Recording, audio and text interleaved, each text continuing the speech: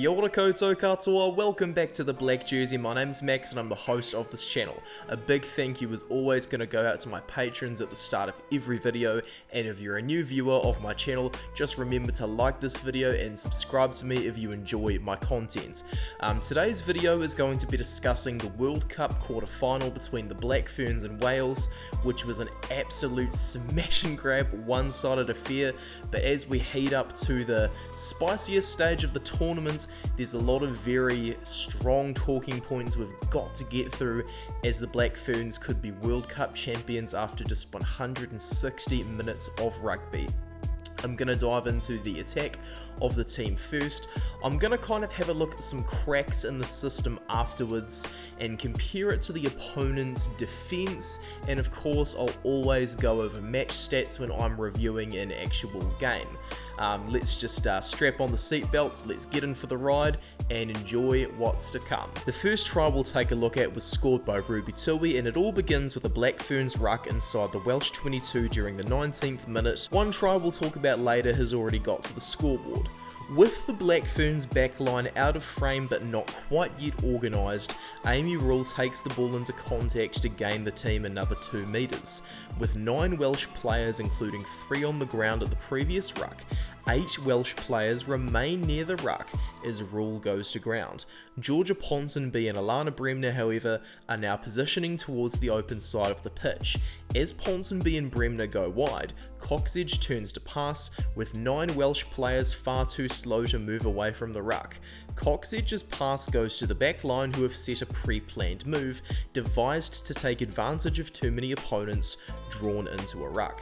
Ponsonby and Bremner's shift out wide sees them running dummy lines, forcing Beth Lewis out of the Welsh defence line. Sarah Hiddeny, who was initially out wider than the pod of Ponsonby and Bremner, also runs a dummy line, taking Eleanor Snowsill out of the defence line. With Lewis and Snowsill removed as tackling options, we now see a Welsh defence line with 3 flat players and a backfield cover as Dumont gets the ball. While Fitzpatrick, Flula and Tui are all marked, they're out a wee bit wider than their opposites, enabling the option of passing back on the inside. The fact that Wales are using Jasmine Joyce as a backfield cover also means that while there are 3 Black Ferns marked, Portia Woodman is unmarked out wide, though she's out of frame. This tactic, designed by the coaches, is one which has given Ruahei Dumont the option of either a skip pass to Tui as well as a cross kick. With Joyce in the backfield, Dumont then picks the latter of the 2 options. As we cut to the next frame, she now punts it over to Portia Woodman. Though the kick is not as accurate as Dumont would have liked, the fact that Woodman was initially unmarked still gives her time to carry over the gain line. Because Woodman has added some power to her game in recent years, the inexperienced Laurie Norkett shoots in for Wales to double mark Woodman, which quite simply isn't a good choice, as Woodman isn't wide enough to be tackled into touch. With the game plan executed, all that needs to be done is for Woodman to play to what's in front of her. With Flula and Tui having been Woodman's sevens teammates for over half a decade, they know each other's running lines superbly well, so Woodman offloads to the unmarked Tui, who runs past Williams-Morris and Norkett to score. We also see Wonder Woodman involved in the Black Ferns' 4th try in the 38th minute. The lead-up begins with Kendra Coxedge going wide to Liana Mikaeli-Tu'u, who draws in Natalia John before passing, rather than taking the ball into contact. Mikaeli-Tu'u's pass, however, was an improvement on a tactic we've previously seen from Andy Farrell's Ireland and Jacques Nienaber's South Africa. While Mikaeli-Tu'u is being used to distribute, she's also being used as a dummy runner, a tactic we've often seen from South Africa and Ireland in recent years. Because a particular variation of the inside pop pass by the Black Ferns is starting to get a bit predictable, Dumont has used Mikaeli-Tu'u not only as a passing option, but also as a blocking option. With Natalia John and also Cara Hope being drawn in, Kira Bevan and Donna Rose have shifted their attention to Dumont, thinking they've reached the play for Dumont to break the line. Dumont is not interested in making the bust herself though. She, as usual, is the enabler. As Rose bends over to commit to the tackle, Dumont then twists her shoulder to signal for Woodman to run onto the ball and run through a line they've practiced at training. Because John, the only player with a realistic chance of tackling Woodman, is both a tight 5 forward and drawn in by Mikaeli too, this leaves no chance of Woodman being tackled. Woodman breaks the line and is heavier than Jasmine Joyce, so is able to fend her off and make another 10 or so meters before finally being brought down. While the initial game plan is to send Alana Bremner over to score, it doesn't work out, but Coxedge's high-level game management allows the Black Ferns to revert their attention towards what's being played in front of them. Coxedge notices that Amy Rule is being barked by Bevan, a halfback, so gives the short pass, allowing for Rule to crash over from 2 meters out. In the second half, we then see the expansive rugby from Canterbury, as mentioned by the Bremner sisters in a Q&A video with me, played by them and Kendra Coxedge at international level so that the Black Ferns can enable Portia Woodman to break the record for most tries scored by an individual across all their World Cup campaigns. This begins in the 42nd minute, with the Black Ferns committing high numbers to the ruck. This allows Coxedge some clean ball. Liana Mikaeli too slots into the 10 channel as we cut to the wide shot, but as we can see, 11 of the Welsh players, including one of them in the ruck, are within about 20 meters of each other, leaving a monster amount of space for the other 4 Welsh players to cover. Ruahei Demont is initially on Mikaeli tuu's inside, but considering how high her rugby IQ is, she was always going to spot the fact that the Black Ferns had an overlap out wide, with Wales having 2 players in the backfield. Less than a second after spotting this overlap, Demont shifts to Mikaeli tuu's outside. This shift works alongside Mikaeli tuu's carry to change this pattern from a 4-on-4 to a 4-on-3 for the Black Ferns, with Demont's shift forcing Williams-Morris from 13 to take her attention away from the open side of the pitch.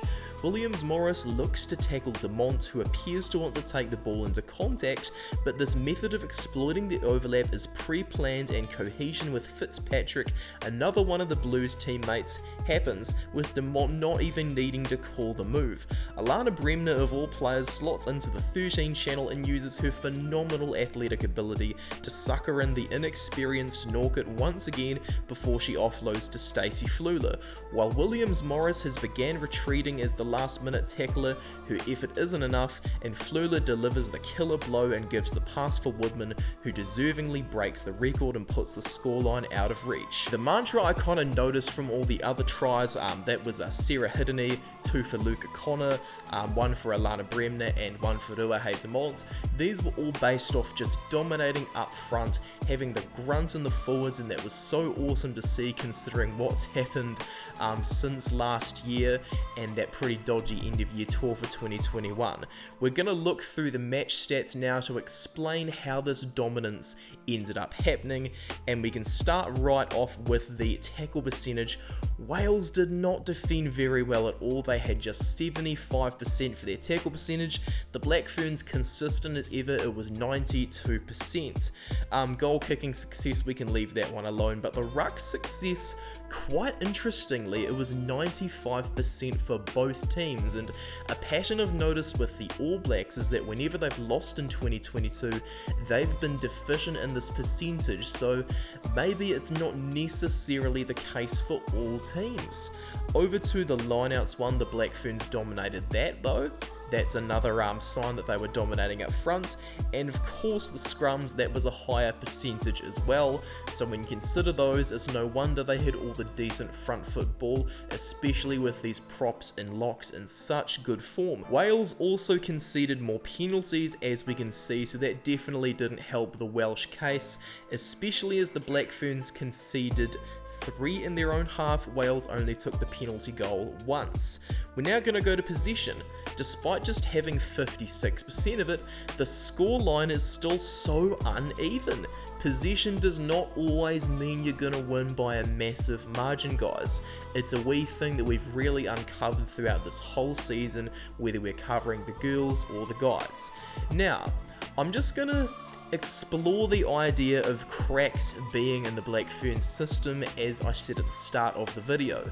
The wee flick back pass that we've often seen from Kendra Coxedge was utilised in the build up to the first try, as we can see, but Ruahei Dumont doing the alternate iteration of it for Woodman's line break was a very interesting turn on things.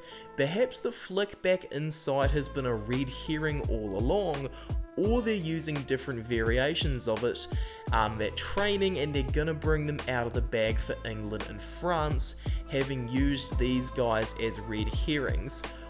Or maybe they're just like, you know, it's getting predictable, we gotta change things up. A lot of people keep saying to me as well, you gotta wait till they play France and England, all these other games don't mean anything, but I think we'll have to have a look at the opposition defences for the teams still remaining in the competition. Canada, they're quite far behind for the tackle percentage, so I think England's going to the final, but the Black Ferns, interestingly, have the highest tackle percentage across the whole tournament of these four teams, with England at 83%, France at 89%, the Black Ferns are getting quite close to 92%, though France have conceded just 2 tries. This includes a match against England in the pool stage, where England had 67% possession, yet only ended up scoring a single try via their class player Emily Scarrett. So, are these cracks in the system exploitable? I'm a bit 50-50 and I don't actually think so. Because Wayne Smith's such a smart coach, he's no doubt going to have an idea of what's going to be the faults and the good things about the systems he designed. The pros and cons, as I like to say it. However, because he's been the head coach for such a small amount of time, is that going to give France and England enough analytical data and match footage to work off? I'm not 100% sure, especially when you consider the fact that Australia had that 17-0 lead at the start of the tournament was perhaps just a bit of nervous energy, considering this was the largest ever crowd for a women's rugby game. I can't wait to go to the World Cup final. I've got my tickets sorted. Make sure you leave your predictions for the next game down in the comments, and also tell me what you think of the awesome lineup that Wayne Smith has named for this Saturday evening semi-final against France. This is pretty much all I've got to say for the end of the video, guys. I think the Black Ferns are still on track to win the trophy, and once again, I'm always going to give you my thanks for watching the video. You can go and check me out over on Instagram, where I do a bit more content creating for the Black Ferns and for the All Blacks. You can also visit me on Twitter, where I'm always happy to give the hot takes, and of course, if you want to support me monetarily, you can go to my website where I write opinion pieces. You can become a patron, or just make a one-off donation on my PayPal tip jar. Thank you very much for watching this video, guys. God bless, go the mighty Black Ferns, and I will see you later.